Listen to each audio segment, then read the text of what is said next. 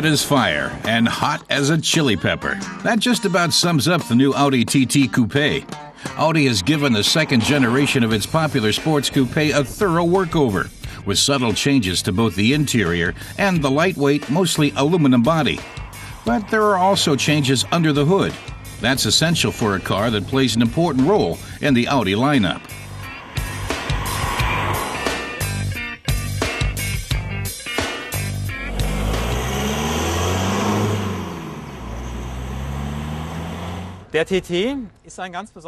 Audi's Jens Meyer says the TT is a special car in the company's stable because it's a design icon. It appeals to a group of car buyers that Audi considers very important, and it's successful. Meyer says more TTs were sold in 2009 than among the model's main competitors combined. Up front, the sculpted bumper neatly frames the enlarged air intakes with sharp, clear edges. But designers have done little to change the car's muscular, low look. They've just spiced it up a bit, with touches like the chrome rings that now surround the fog lights.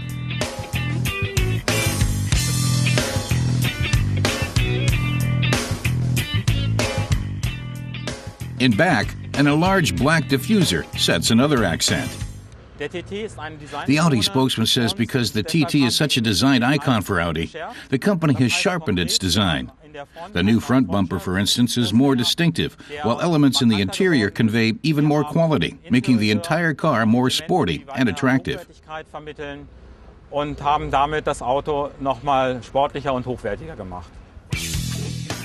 Low-slung seats underscore the sports car feel. When the engine is started, the speedometer and tachometer needles lead briefly to maximum, signaling this is a car that wants to go. The varied arrangement of aluminum and black surfaces throughout the cockpit give it an attractive, expensive look.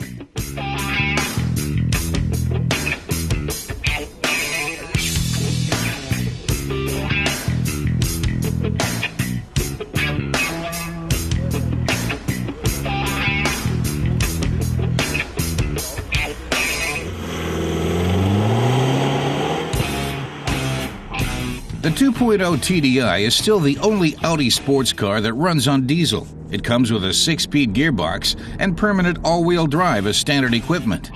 Under normal driving conditions, onboard electronics direct most of the power to the front wheels, but in certain situations, it can also be sent to the rear wheels for greater flexibility and stability. That is, when you want a little more driving fun.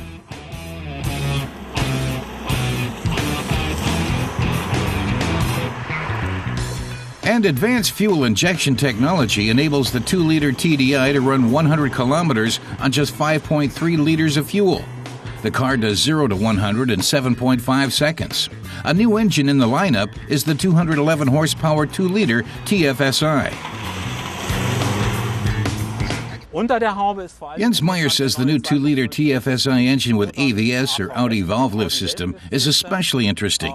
He says this engine delivers better performance and uses 14% less fuel.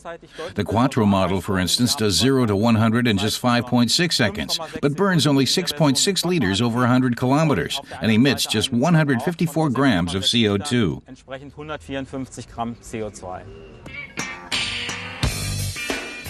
The new Audi TT is hitting showrooms in Germany later this summer, and the new changes also affect the TDS and TTRS models, providing a wide range of options for drivers who want an even sharper-looking Audi sports experience.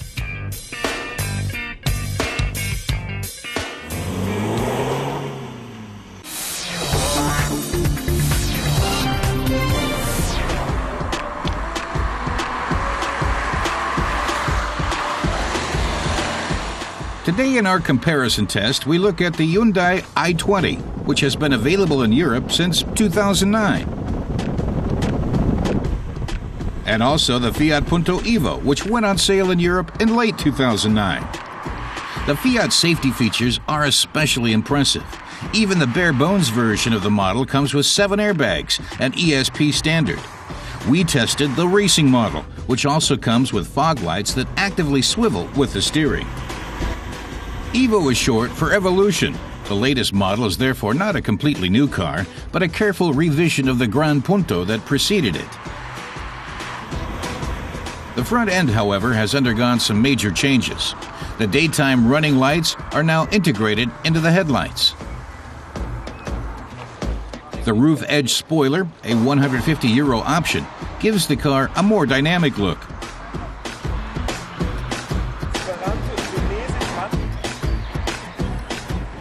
Now for a look at the South Korean rival. The design of the Hyundai i20 may not be quite as racy as the Italian Punto, but it's respectable enough.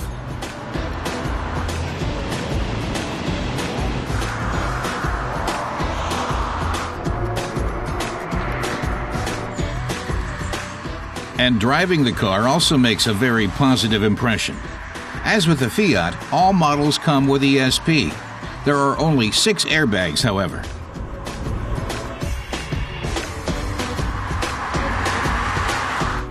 Improved insulating material and stronger metal components in key areas make the i20 significantly quieter than in its predecessor, the Hyundai Getz. Hyundai's goal in Europe is to sell 110,000 units of the small i20 a year.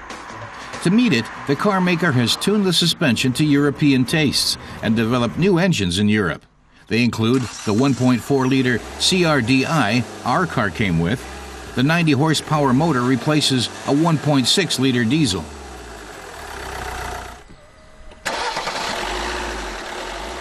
Our Fiat was equipped with a 95 horsepower 1.3-liter multi-jet diesel.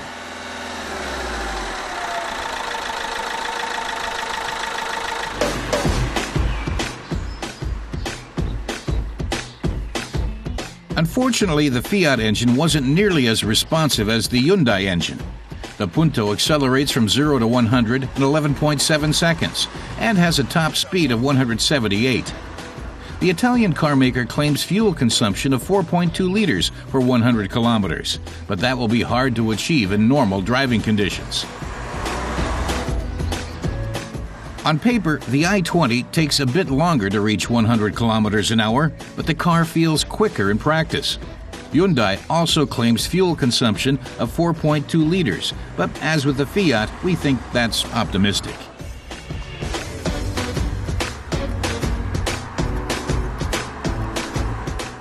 Driver visibility is an important factor with small cars, which are often driven in city traffic and need to be maneuvered into tight parking spots.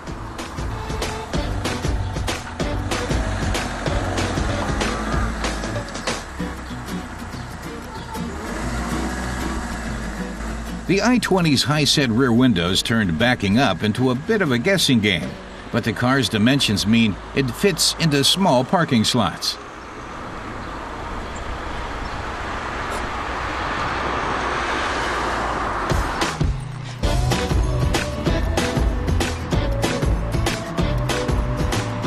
The Punto Evo is 12 centimeters longer. Does that make it harder to park?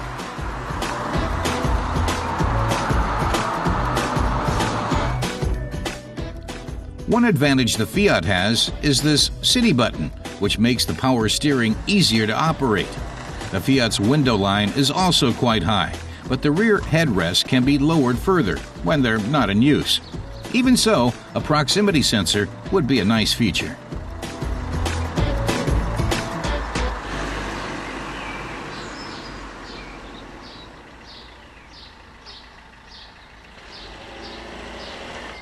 So, the two cars tie in the parking department. What about luggage space? The figures are 275 to 1,030 liters in the Fiat versus 295 to 1,060 liters for the Hyundai, making the i20 the winner despite its smaller overall size.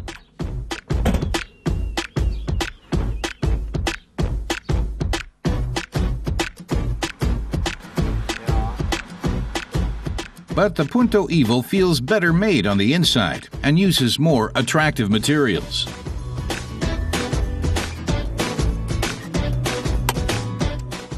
The Fiat only has a 5-speed transmission, but it does include a start-stop automatic. Seatbelt height is not adjustable.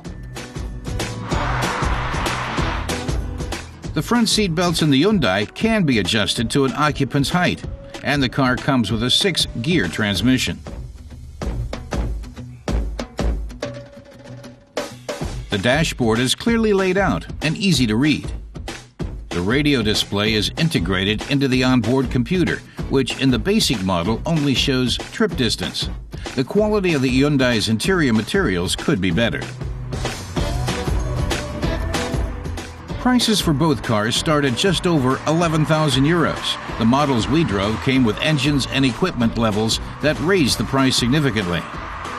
Fassen wir noch einmal zusammen. Der Fiat Our test driver Matis Kurat concludes that the Fiat Punto Evo feels like the more mature car. It's made with nicer materials and feels better made. The start-stop automatic makes up for the 5-speed transmission, but the engine doesn't feel powerful or responsive. The new 1.4-liter diesel in the Hyundai i20, on the other hand, has pep and makes the car fun to drive.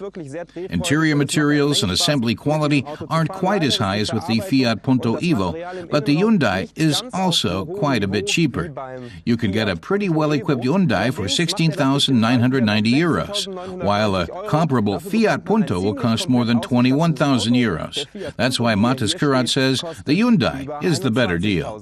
Und deswegen ist meine Wahl heute der Hyundai i20.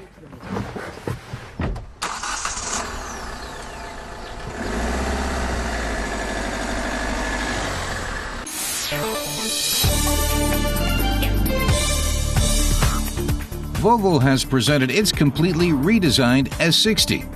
When it goes on sale in September, 5 gasoline engines and 2 diesels will be available. Prices for the midsize car equipped with the smallest engine will start at 27,000 euros. As one would expect from a Volvo, the S60 sets standards for safety. It comes equipped with a collision warning system, pedestrian recognition, and a function that automatically applies full braking power to prevent or reduce impact in the event of a crash. BMW has unveiled its art car ahead of the 24-hour race in Le Mans. The explosion of colors covering the BMW M3 GT2 was designed by the pop artist Jeff Koons. Beneath the flashy paint job, there's a 500 horsepower engine that blasts the car from 0 to 100 in just 3.4 seconds. BMW's first art car was done up by Alexander Calder back in 1975.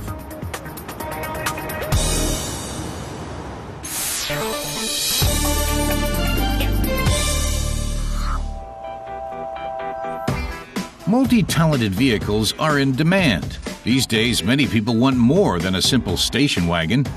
Families with children in particular covet a third row of seats. And of course, the car has to be robust and able to carry a big load. Does the Dacia Logan MCV have what it takes? We tested one from its most well-equipped Laureate line with a 105 horsepower engine. At the front, the chrome trim on the radiator grille is eye-catching. The transparent glass headlights are large and clearly visible. From the side, it becomes apparent that the MCV boasts loads of room. With its high roofline, steep side panels, and vertical rear end, it offers the ideal conditions for a third row of seats. Like any station wagon, it's got to be tough. Protective strips on the doors help ward off dings and scratches. The tailgate features split rear doors, and the handle fits nicely into the black trim.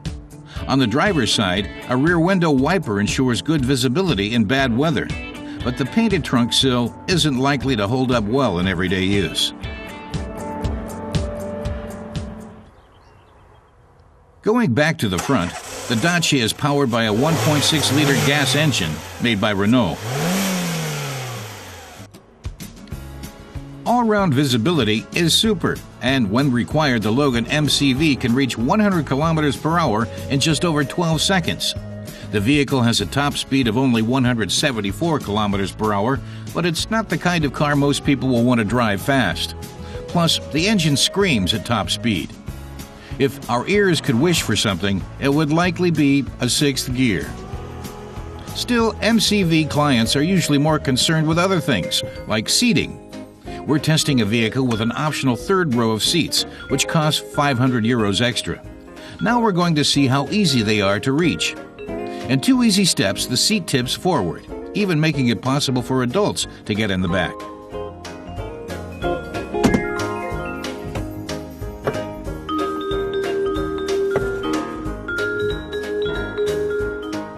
And there's plenty of legroom too. Those with long arms have no trouble getting back out either. And passengers in the second row can ride in comfort as well.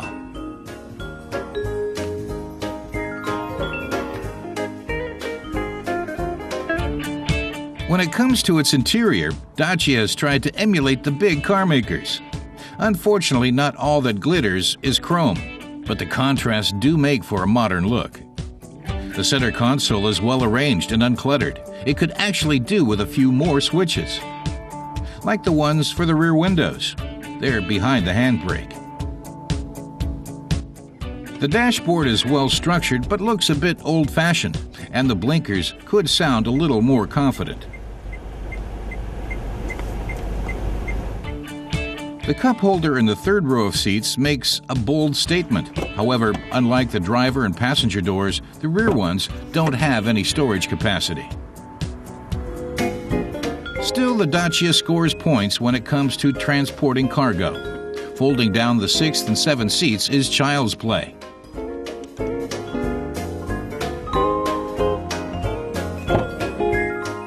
And the 60-40 split folding rear bench folds down easily. Even as a 7-seater, the MCV still offers at least 198 liters of cargo capacity. With the back seats all folded down, a whopping volume of 2,350 liters is possible. And with the passenger seat pushed forward, you can even fit in a 2-meter-long mattress support into the car.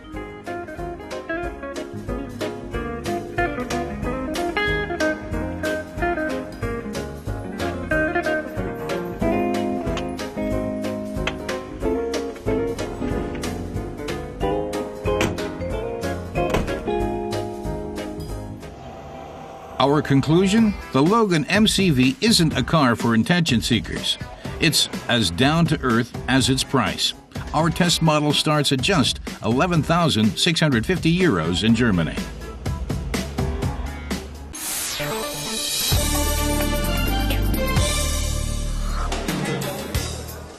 With the world trying to come to grips with climate change by reducing carbon dioxide emissions, it's not just automakers that are feeling the heat.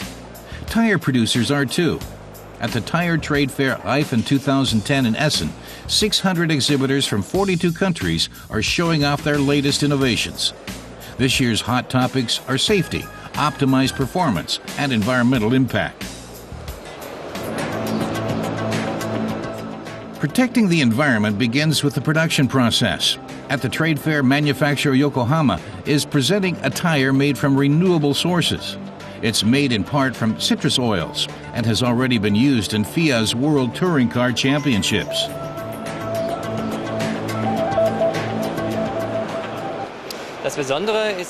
Yokohama's Rolf Kurz says a special production method is used and that his firm is the first to successfully use certain oil molecules from oranges in the manufacturing process. This enables them to replace the crude oil used previously. That's important for the company's future products, he adds, as it will enable them to use renewable instead of non-renewable resources.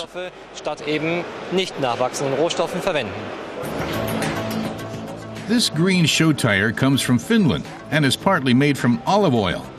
A new system called aquaplaning indicator can recognize tire wear. 8 numbers are cut into the tires at different depths. When the tire is new, all of the numbers are visible. Just when 4 can still be seen, the tire should be replaced. The Seehase company from Mönchengladbach has developed a system to monitor tire pressure. The head-up display can be attached to 95% of all cars. It relies on a sensor placed on the tire valve.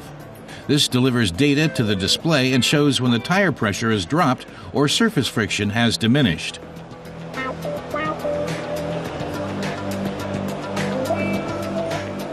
And from France comes a simple but very effective method for warning drivers about loose wheel nuts. For now, the loose wheel nut indicators are only available for trucks. As long as the tips of the neon green caps are pointing towards one another, everything is fine.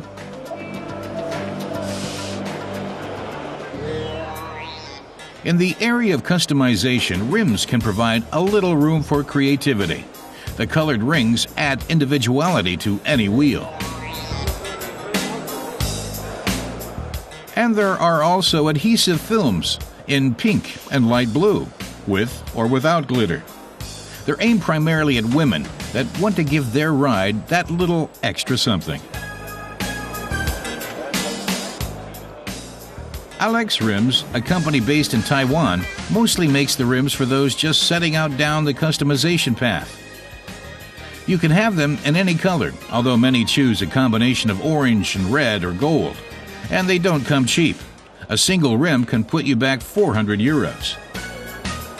And fans of the German national team can find the perfect accessory here, just in time for the Soccer World Championship in South Africa. Labels like these that have until now appeared on large electrical appliances will also soon be standard for tires as well. Beginning in November of 2011, all tires on a new car have to provide information on the tire's friction, behavior under treacherous road conditions, and the amount of noise it makes.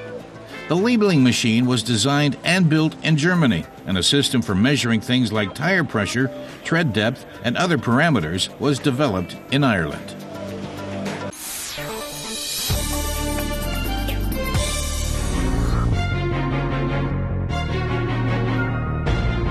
Aston Martin, Ferrari, Maserati, Alfa Romeo, and Volkswagen models.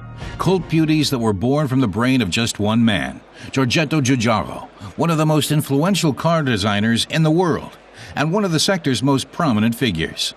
VW recently purchased about 90% of shares of Italdesign, the company he founded.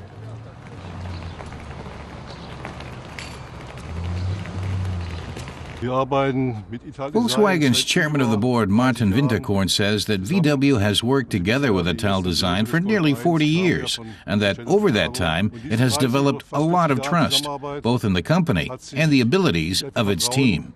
Back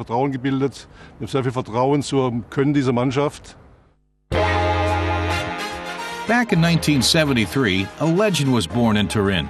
Designed by the Italian company, the Passat B1 went on to become one of VW's most successful models. Along with yet another VW legend, the Scirocco was also developed by Italdesign, and of course the head of the project was none other than Giorgetto Giugiaro. Chefdesigner ist Giorgetto Giugiaro.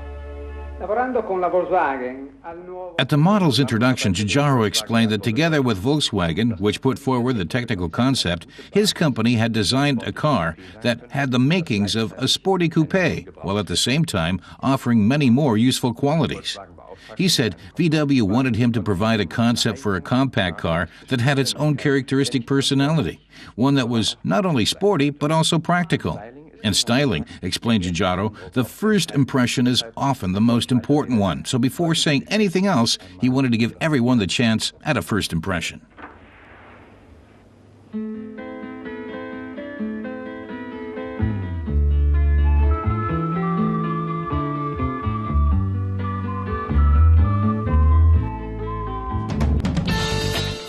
Then in 1974, the first Golf hit the market. Almost 40 years on, sales are still strong for the model that has been purchased more than any other in history. Once again, Giorgetto Giugiaro was the Italian behind this most quintessential of German cars. It was the big breakthrough for the creative designer from Turin. Giugiaro has shaped the modern auto more than any other living figure. The combination of Italian design and German engineering was a perfect fit for Volkswagen.